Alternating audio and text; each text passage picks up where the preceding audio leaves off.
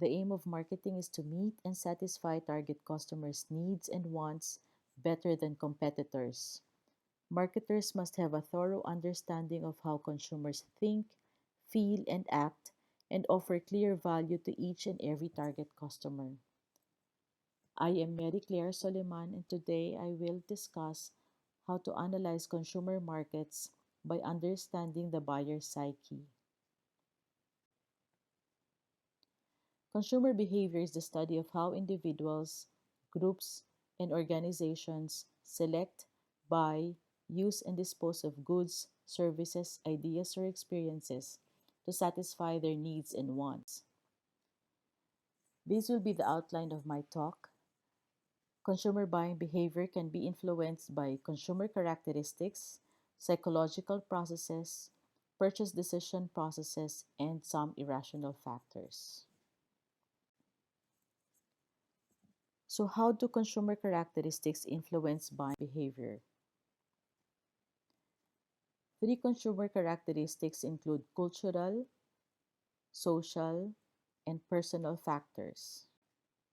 Let us first go to the cultural factors that can influence buying behavior. Culture is the fundamental determinant of a person's wants and behavior. The culture refers to the beliefs, customs, rituals, and practice that a particular group of people follows. As a child grows, he inculcates the buying and decision making patterns through his family and the key institutions around him. For example, traditional Chinese medicine may include various forms of herbal medicine and acupuncture, and exercise may be in the form of Tai Chi or Qigong.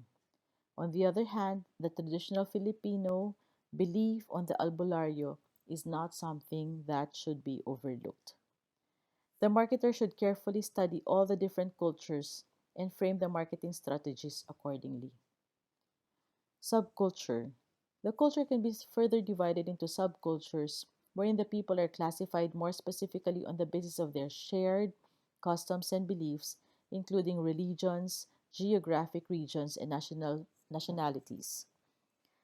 For example, a physician taking care of a Jehovah's Witness patient should be mindful of ordering blood transfusion, as it is a practice prohibited in this religion. This subculture is a good target for the erythropoietin market, an injection that stimulates production of red blood cells. What about social class? The social class to which an individual belongs to also influences the buying decision. Generally, people belonging to the same class are said to be sharing similar interests, values, and behavior. Our society is classified into three social classes: the upper class, the middle class, and the lower class.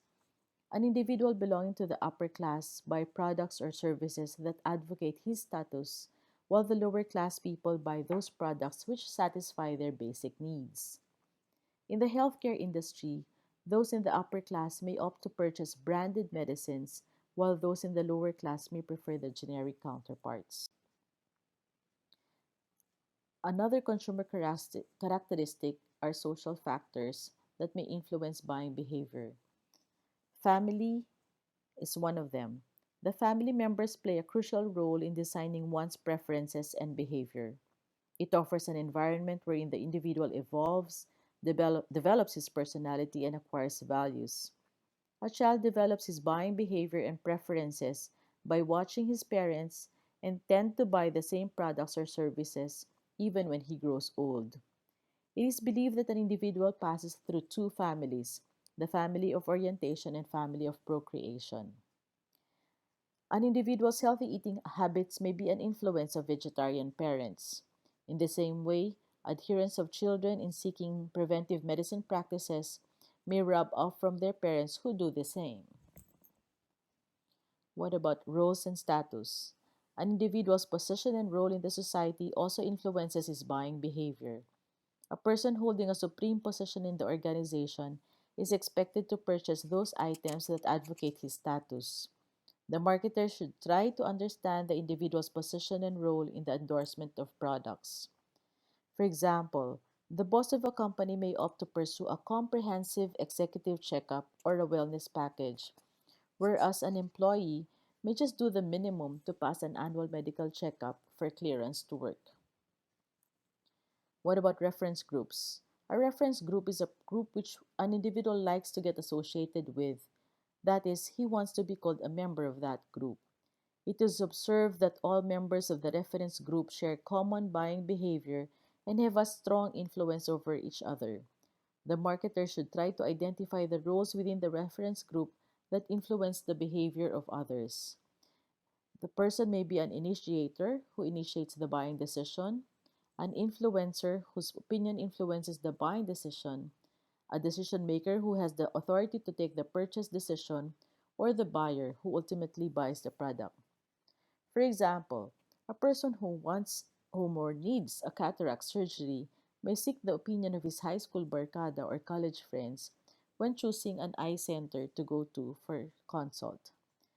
Thus, these social factors play a role in building the buying behavior of an individual, and the marketers should understand this properly when designing their marketing campaigns. Other personal factors can also influence buying behavior. The age, stages in the life cycle, occupation and economic circumstances, personality, self concept, and lifestyle. First, let's go into age. Newborn babies and young children will be brought to the pediatrician for vaccinations, whereas the needs of the elderly will be different. They will be focused on maintenance medications for chronic illnesses or physical rehabilitation. What about the stage in the life cycle? Newlyweds, as they go through the stages of first pregnancy and first baby, will probably have more visits to a hospital. Thus, investing time in preparing maternal and child care packages are important in hospitals. Occupation and economic circumstances. In the beginning of each year, employees of fast food companies are required to have annual checkups. Targeting these companies by offering affordable packages in mobile clinics can serve this population. What about lifestyle? Lifestyle is a person's pattern of living in the world as expressed in his activities, interests, and opinions, shaped partly by whether consumers are money constrained or time constrained. So, a time constrained boss of a company may be willing to pay for a higher priced wellness executive package designed to be completed in 2 days, compared to cheaper diagnostic exams that will require him to wait in line for a schedule over a week. What about personality? Each person has a set of human psychological traits such as self confidence, dominance, autonomy, sociability, defensiveness, and adaptability that lead to relatively consistent buying behavior. The brand personality is the specific mix of human traits that can be attributed to a particular brand. Sincerity, excitement, competence, sophistication, and ruggedness are things that a person has to consider in preparing a marketing campaign. Self concept. Consumers often choose and use brands with a brand personality consistent with either their actual self concept, which is how we view ourselves, the ideal self concept, which how we would like to view ourselves, or other self concept, how we think others see us. So the next point is the psychological processes. What major psychological processes can influence consumer responses to the marketing program? Motivation. We all have many needs at any given time. They may be biogenic, which arise from physiological states of tension like hunger, thirst, or discomfort, or psychogenic, which may arise from psychologic states of tension, need need for recognition, esteem, or belonging. Need becomes a motive when it is aroused to a sufficient level of intensity to drive us to act. There are three of the best known theories of human motivation are those of Sigmund Freud, Frederick Herzberg, and Abraham Maslow. Based on Sigmund Freud's belief, people are most often unaware of their real needs, and that the psychological forces shaping people's behavior are largely unconscious. Frederick Herzberg, on the other hand, developed a two factor theory that distinguishes dissatisfiers from satisfiers. So these satisfiers are factors that cause dissatisfaction, while satisfiers are factors that cause satisfaction. The absence of dissatisfiers is not enough to motivate a purchase. Satisfiers must be present. So, for example, in the healthcare industry, if one is to bring out a generic product, a new generic product, for example, an antibiotic, it is important that the antibiotic works. It should be able to have antimicrobial activity. Although somehow antibiotics may have side effects. So, the benefit of the antibiotic working is a satisfier, while the side effect is a dissatisfier. The absence of the side effects will, like diarrhea or nausea and vomiting, will not be enough to motivate a purchase. What is important is that the satisfier, which is the ability to cure the patient of infection, that should be present. So this is the Herzberg's two-factor theory. This slide illustrates Maslow's need hierarchy. This theory suggests that people will try to satisfy their most important need first and then try to satisfy the next most important.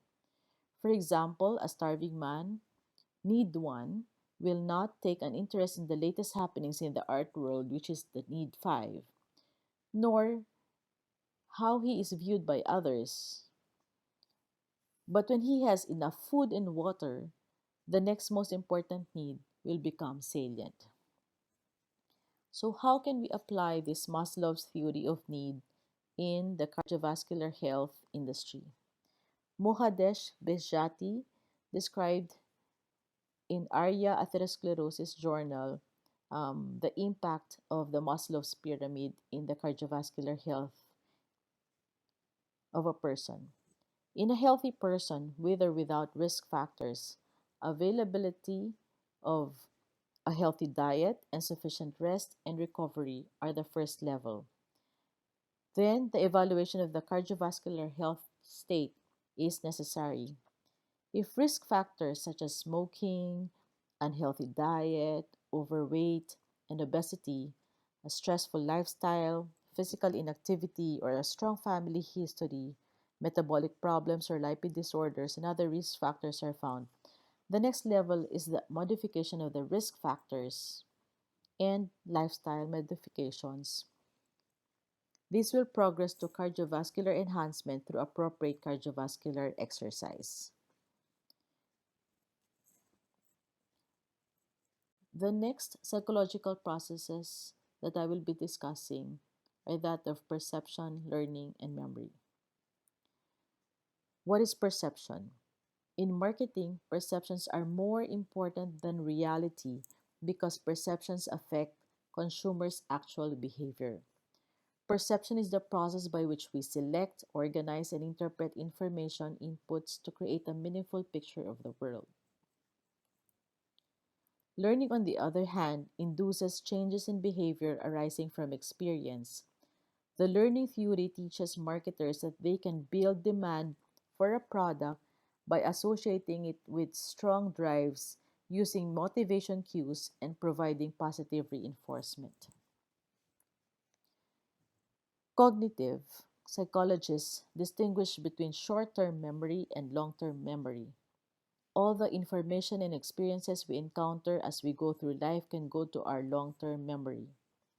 Marketers can ensure their success are remembered and have impact by following the acronym SUCCESS. This is making the marketing plan simple, unexpected, concrete, credible, with emotion via stories.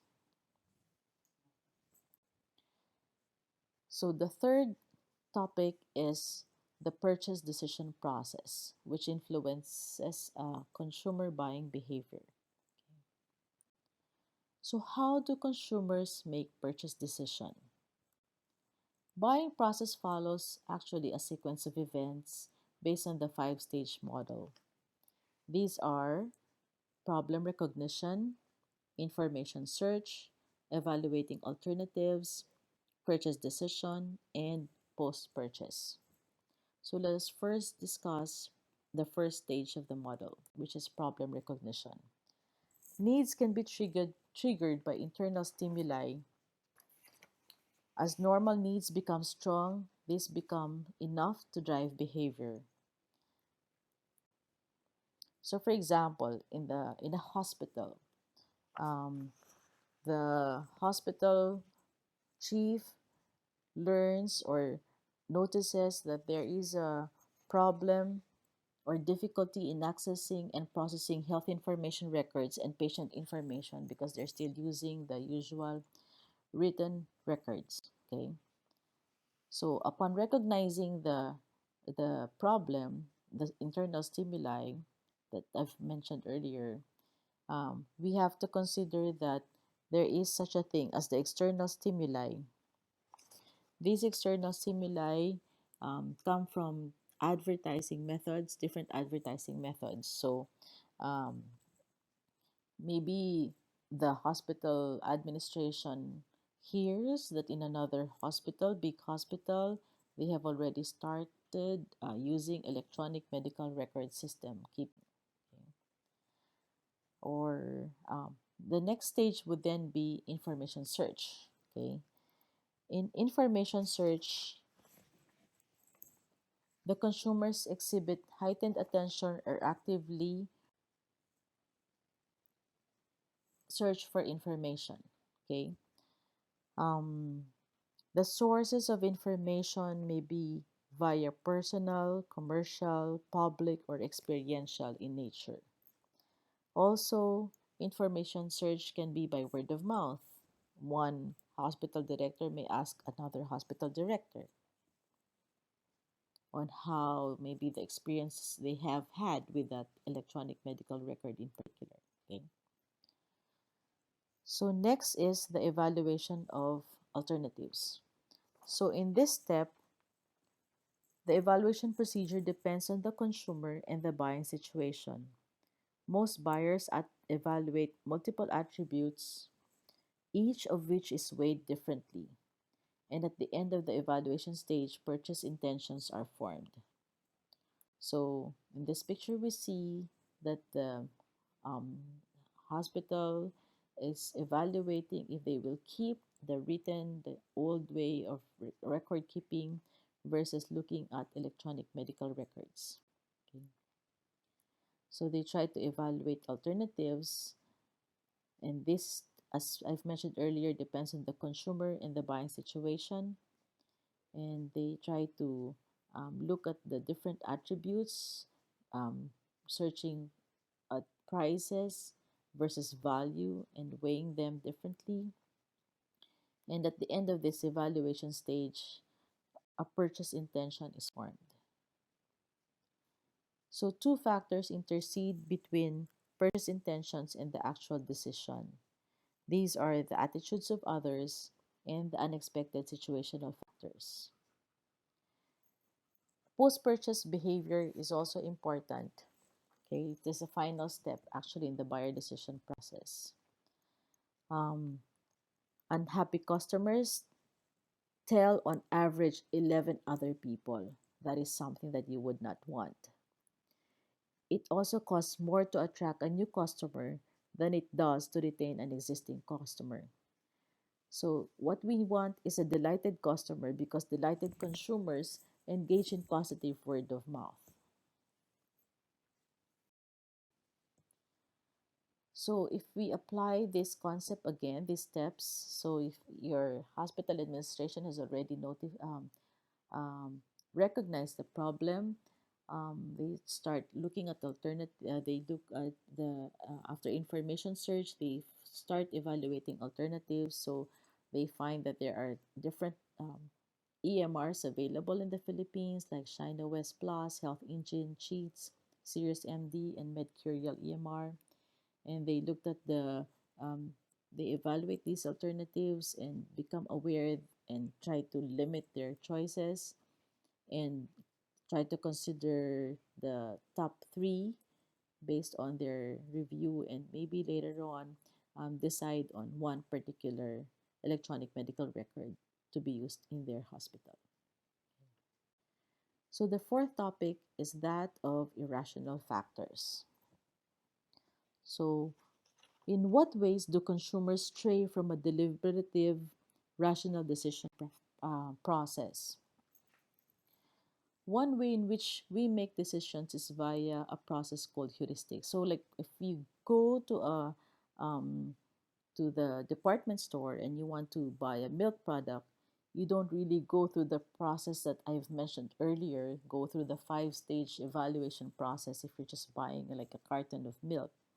So it is in this aspect that the irrational factors may come into play.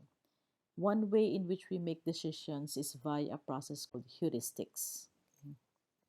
So, what are heuristics? Heuristics are mental shortcuts or rules of thumb. We use past experiences to make quick decisions. How we approach solving a problem or making a decision quickly and efficiently is called heuristic. The advantage of this is speed, but the downside is inaccurate decisions. Okay. There are different kinds of heuristics. There are the availability heuristic, representatives heuristic, and anchoring and adjusting heuristic. Availability heuristic is when individuals make decisions based on easy to remember or easily accessible information. Representatives heuristic, our brains automatically rely actually on our past experiences and mental representations. For example, a consumer may infer a relatively high product quality from a generic store brand if it is packaged and designed to resemble a national brand. On the other hand, anchoring and adjustment heuristic is a psychological heuristic that people use to make quantitative estimates. A seller may try to influence a buyer's decision to purchase a good by placing another similar good next to it which has a higher price. The hope is that the buyer, using the anchoring and adjustment heuristic, considers the cheaper good a bargain. So, for example, if you go to a restaurant, um, you can put in the menu higher priced uh, menu, and at the lowermost part, the lower price menu, the tendency, like most consumers would, is to choose the middle priced menu. Okay, that's anchoring adjustment heuristic. So, in a nutshell, we were able to discuss the different characteristics that can influence the consumer buying behavior. Once again, these are the consumer characteristics, psychological processes, purchase decision processes, and somehow irrational factors like heuristics. Thank you for listening and trying to understand and analyze the consumer markets by understanding the buyer's psyche.